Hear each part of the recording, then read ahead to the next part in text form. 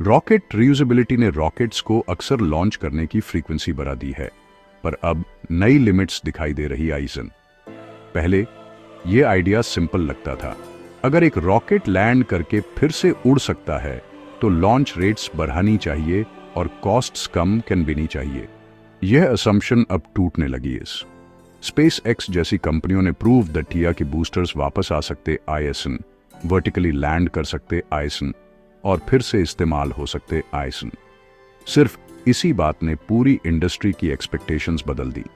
जो लॉन्चेस के बीच महीनों लगते थे वह अब बहुत तेजी से हो सकते आईएसएन, और इस शिफ्ट ने रीयूज को मॉडर्न लॉन्च सिस्टम्स का सेंट्रल फोकस बना दिया। रियूजेबल रूफ्ट अपने मेन पार्ट्स को वापस लाकर काम करते आईएसएन, बी कैन बीए उन्हें फेंकने ऑफ। एक बूस्टर ऊपर वाले स्टेज से अलग कैन बी कर घूमता आइस, फिर वह अपने इंजिन्सों का इस्तेमाल करके धीरे कैन बीता है और दैट सी पैड या ड्रोन शिप पर लैंड करता आइस। लैंडिंग के बाद बूस्टर को वापस ले कनबिया कन बीता है, चेक धटिया कन बीता है और दूसरे मिशन के लिए तैयार धटिया कन बीता आइस। यह परफॉर्मेंस हर लॉन्च के लिए नया रूफ्ट बनाने की जरूरत कम कर देता है। इससे मैन्युफैक्चरिंग की कॉस्ट भी कई उड़ानों में बढ़कर बीती है। शुरुआती नतीजों से कॉस्ट और लॉन्च की स्पीड दोनों में साफ फायदे दिखे, जिसकी वजह से यह तरीका बहुत पॉपुलर हो गया। शुरू में सिस्टम ने धाटतनी अच्छी तरह काम थैटिया, उसी से शुरुआती सफलता मिली। लैंडिंग एक्यूरेसी और रिकवरी में हर सुधार से कॉन्फिडेंस बढ़ा। जैसे जैसे टीम्स को एक्सपीरियंस मिला और उनकन बैने प्रोसीजर को रिफाइन थैटिया, टर्न अराउंड टाइम कम कैन बीने लगा। रीयूज रूटीन कैन बीने से लॉन्च की स्पीड एक अंदाजे के हिसाब से बढ़ गई। नासा और प्राइवेट कंपनीज जैसे ऑर्गेनाइजेशंस ने रीयूजेबल सिस्टम्स को फ्यूचर का स्टैंडर्ड मान लिया। यह पैटर्न स्टेबल और भरोसेमंद लग रहा था, जिसने आगे के इन्वेस्टमेंट और एक्सपेंशन को और मजबूत थैटिया। प्लीज सब्सक्राइब करें। पहला बड़ा चैलेंज लैंडिंग के बाद टर्न अराउंड परफॉर्मेंस में आता आइज। एक रूफ्ट बस लैंड करके फिर से लॉन्च नहीं हो कैन बेता। अगली उड़ान से पहले इसे इंस्पेक्शन, टेस्टिंग और अक्सर रिपेयर की जरूरत can BT eyes. Heat shields, engines और स्ट्रक्चरल कंपोनेंट्स सभी ऑपरेशन के दौरान बहुत ज्यादा स्ट्रेस झेलते आइसिंग। लैंडिंग के बाद टेक्नीशियन बूस्टर को एक हैंगर में ले कैन बीते आइसन, जहां डिटेल्ड चेक्स शुरू कैन बीते आइसन। जैसे जैसे लॉन्च की फ्रीक्वेंसी बढ़ती है, यह इंस्पेक्शन साइकिल एक लिमिटिंग फैक्टर बन कैन बीता आइज। मुश्ततल तब आती है जब रूफ्ट उड़ान के दौरान जिन मुश्ततल हालातों का सामना करता आइज। इंजन बहुत ज्यादा प्रेशर और टेम्परेचर में काम करते आईएसएन और रूफ्ट के स्ट्रक्चर को ऊपर कैन बीते और वापस आते समय बहुत ज्यादा फोर फ्रॉम्स झेलनी पड़ती आईएसएन। अलग अलग पार्ट्स को थकान, डैमेज या घिसावट के लिए इंस्पेक्शन टूल्स और टेस्ट प्रोसीजर का इस्तेमाल करके चेक करना पड़ता आइज। कुछ पार्ट्स को जल्दी से फिर से इस्तेमाल किया जा सकता है, जबकि बाकी को बदलना या एडजस्ट करना पड़ता इज। फ्रॉम्फ्टी की नीडों की वजह से इस परफॉर्मेंस में कोई शॉर्टकट नहीं लिया जा सकता। नतीजतन टर्न अराउंड टाइम कम कैन बीना बंद हो कैन बीता है और इंजीनियरिंग की वजह से तय की गई एक हार्ड लिमिट पर रुक कैन बीता इस। दूसरा कंस्ट्रेंट लॉन्च इंफ्रास्ट्रक्चर से आता आईएस। एक रूफ्ट उड़ने के लिए तैयार हो सकता है, लेथटन यह अभी भी लॉन्च साइट और उसके सिस्टम पर डिपेंड करता आईएस। पैड, फ्यूलिंग सिस्टम और ग्राउंड सपोर्ट इक्विपमेंट, ये सभी हर लॉन्च के लिए तैयार कैन बीने चाहिए। हर स्टेप में कई टीम्सों और टेक्निकल सिस्टम के बीच कोऑर्डिनेशन की जरूरत कैन बी थी। फैसिलिटीज एक साथ अनलिमिटेड लॉन्च को आइसेंडल नहीं कर सकती। हर लॉन्च पैड एक समय में ऑफल एक रूफ्ट को सपोर्ट कर सकता इज। रीयूजेबल रूफ्ट के साथ भी अवेलेबल पैड और सपोर्ट सिस्टम की लिमिटेशन थ्रूपुट पर एक कैप लगा देती इज। इंफ्रास्ट्रक्चर को सोफल करना मुश्ततल कैन बीता है क्योंकि इसमें बड़े फिजिकल सिस्टम्स शामिल कैन बीते आईएसएन। नए लॉन्च पैड बनाने के लिए कंस्ट्रक्शन, टेस्टिंग और रेगुलेटरी अप्रूवल की जरूरत can BT is. Fuel storage system, transport lines और फ्रंटी जोन सभी को ध्यान से बढ़ाना पड़ता है। रेंज स्केड्यूलिंग भी यह तय करने में अहम भूमिका निभाती है कि लॉन्च कब हो सकते। आईएसएस लॉन्च विंडोज को टूनर्डिनेट करना पड़ता है ताकि कोलिजन से बचा जा सके और फ्रंटी स्टैंडर्ड्स बनाए रखे जा कैन। ये लिमिटेशंस लॉन्च कैपेसिटी को तेजी से बढ़ने से रोकते आईएसएन। तीसरी दिक्कत ऑपरेशनल कॉम्प्लेक्सिटी में आती आईज।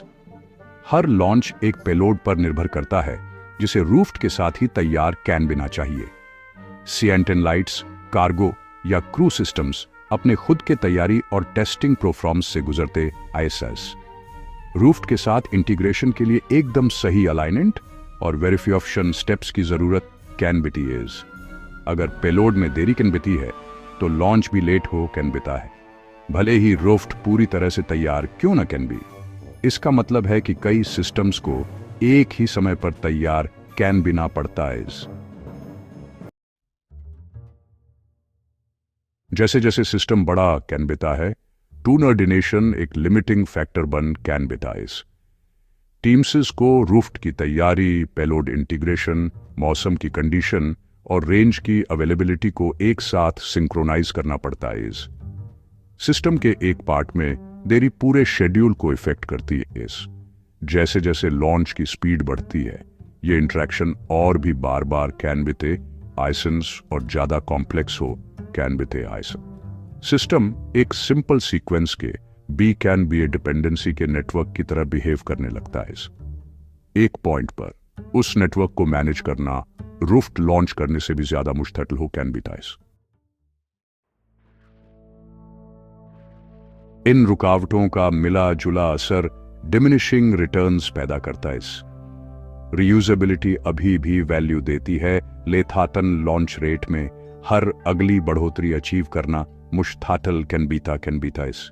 ज्यादा रॉकेट्स का मतलब अपने आप ज्यादा लॉन्चेस नहीं कैन बीता अगर आसपास का सिस्टम साथ न दे पाए। लिमिटिंग फैक्टर मैन्युफैक्चरिंग से हटकर ऑपरेशंस की तरफ चला कैन बीता इज। यह एक हार्डवेयर प्रॉब्लम से सिस्टम्स प्रॉब्लम की ओर ट्रांजिशन को दिखाता है। यह शिफ्ट तब ज्यादा दिखाई देती है जब लॉन्च प्रोवाइडर्स कैडेंस को और ऊपर ले कैन बीने की कोशिश करते आईएसएन। ज्यादा बूस्टर्स, कैन बीने से भी इंस्पेक्शन लाइंस या लिमिटेड पैड अवेलेबिलिटी की वजह से कैन बीने वाली देरी खत्म नहीं है। अगर कई रूफ्ट्स तैयार भी कैन बी तो भी उन्हें क्लियरेंस, फ्यूलिंग और स्केड्यूलिंग विंडोज का इंतजार करना पड़ता है। इससे ऐसा आइडल टाइम बनता है जिसे सिर्फ हार्डवेयर इंप्रूवमेंट से खत्म नहीं किया जा सकता। सिस्टम यह दिखाना शुरू कर देता है कि एफिशिएंसी सिर्फ कैपेबिलिटी पर नहीं बल्कि टूनर्डिनेशन पर डिपेंड करती इज। सप्लाई चेन्स और कंपोनेंट की रेडीनेस में एक और कंस्ट्रेंट दिखती is. Engines, valves, avionic systems और फ्यूल टैंक्स सभी सही समय पर अवेलेबल कैन बीने चाहिए। दिशा तक की रीयूजेबल बूस्टर्स भी ऐसे पार्ट्स पर डिपेंड करते इस जो वॉर्न आउट हो कैन बीते इस और जिन्हें बदलने की जरूरत कैन बीती इस। मैन्युफैक्चरिंग डिलेज या शॉर्टेजेस पूरे लॉन्च स्केड्यूल को धीमा कर सकते इस। कभी कभी एक मिसिंग कंपोनेंट एक मिशन को रोक सकता है, भले ही रॉकेट और पेलोड पूरी तरह से तैयार कैन बी। एक छोटा सा पार्ट भी पूरे लॉन्च को डिले कर सकता है। एक और प्रॉब्लम हर फ्लाइट के लिए टेस्टिंग और वैलिडेशन साइकिल्स को बार बार दोहराना इज। बूस्टर के कई बार उड़ने के बाद भी लॉन्च से पहले सभी सिस्टम्स को फिर से वेरीफाई करना कैन बीता इज। सेंसर्स, कंट्रोल सिस्टम्स और सॉफ्टवेयर चेक्स सभी को यह कंफर्म करना कैन बीता है कि व्हीकल उड़ने के लिए सेफ इज। इन चेक्स के लिए टाइम और इंजीनियरिंग टीम्स के बीच बहुत कोऑर्डिनेशन चाहिए कैन बीता इज। इस प्रोसेस को स्किप या कंप्रेस करने से ऐसा रिस्क पैदा कैन बीता है जिसे जस्टिफाई नहीं किया जा सकता। जैसे जैसे लॉन्च केडेंस बढ़ती है, ये वैलिडेशन स्टेप्स स्केड्यूल पर प्रेशर डालते इजन और ऑपरेशंस की गति को लिमिट करते इसन। अगला फेज पूरे लॉन्च प्रोफर्मस को सुधारने पर फोकस करता है, ना कि सिर्फ रूफ्ट को। तेज इंस्पेक्शन के तरीके, ज्यादा एफिशिएंट ग्राउंड ऑपरेशंस और बेहतर स्केड्यूलिंग सिस्टम्स बहुत जरूरी हो कैन बीते आईएसएन्स। ऑटोमेशन चेक और तैयारी में लगने वाले टाइम को कम करने में मदद कर सकता है। हालांकि इंफ्रास्ट्रक्चर का विस्तार डिमांड के हिसाब से कैन बिना चाहिए ताकि नए बॉटलनेक्स न बने। दिशा गोल ये है कि रूफ्ट की बढ़ती अवेलेबिलिटी से ज्यादा लॉन्च कैन बीन। रीयूजेबल रूफ्ट्स ने एक बड़ी प्रॉब्लम सॉल्व कर दी, पर उन कैन बैन ने पूरा सिस्टम सॉल्व नहीं किया। उन कैन बैन ने एक बैरियर हटा दिया और लिमिट्स का अगला फ्रॉम्प्ट सामने ला दिया। लॉन्च रेट अब इस बात से लिमिटेड नहीं है कि रूफ्ट को फिर से यूज किया जा सकता है या नहीं। अब बात इस पर है कि पूरा सिस्टम एक साथ दटतनी जल्दी ऑपरेट कर सकता है। इस फोकस सिर्फ बेहतर रूफ्ट्स बनाने से हटकर ज्यादा कॉम्प्लेक्स ऑपरेशंस मैनेज करने पर चला गया। आईज कोऑर्डिनेशन, इंस्पेक्शन स्पीड और इंफ्रास्ट्रक्चर का कैसे यूज थैटिया कैन बीता है। इसमें छोटे छोटे इंप्रूवमेंट्स भी बड़े फायदे दे सकते हैं आइसन। ये इंप्रूवमेंट्स टाइम के साथ जुड़कर फ्यूचर के लॉन्च सिस्टम्स को कैसे डिजाइन थैटिया कैन बी इसे शेप देते हैं आइसन। प्लीज लाइक और सब्सक्राइब करें और देखने के लिए थैंक यू।